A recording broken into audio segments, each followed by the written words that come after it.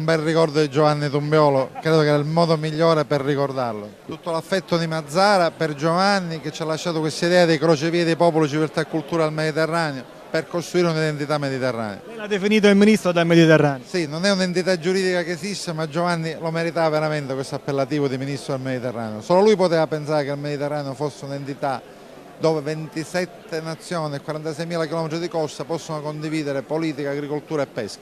La regione ci ha creduto, adesso continuare senza Giovanni e in memoria di Giovanni? Le idee camminano sulla gamba degli uomini, diceva qualcuno che ne sapeva tanto.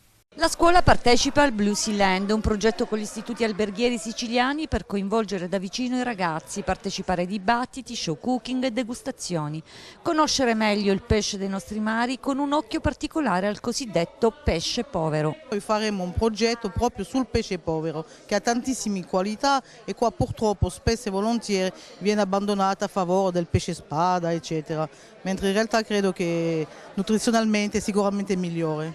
Abbiamo realizzato questo piatto a base di gamberoni, gamberoni leggermente scottato con una panure di sesamo, semi di sesamo e caffè, appunto leggermente scottato con un filo di olio extravergine di oliva, dopodiché adagiato su un letto di una mousse di ricotta con menta, scorzetta di lime e 2 gocce di succo di lime. Il progetto con le scuole non solo incoraggia i più giovani a conoscere ed apprezzare l'alto valore nutritivo del nostro pesce, ma anche a scoprire il valore dei prodotti tipici locali. Credo che è la scuola che è il futuro della ristorazione, diciamo, in generale, e trasmettere queste attività ai ragazzi sia importante. Io ho portato oggi una delegazione di 23 allievi della scuola che appartengono a diversi settori delle terze, quarte e quinte classi, quindi c'è già una classe in uscita, che sono molto entusiasti di questo ambiente, anche vedere un po' l'aspetto pratico, insomma, generale.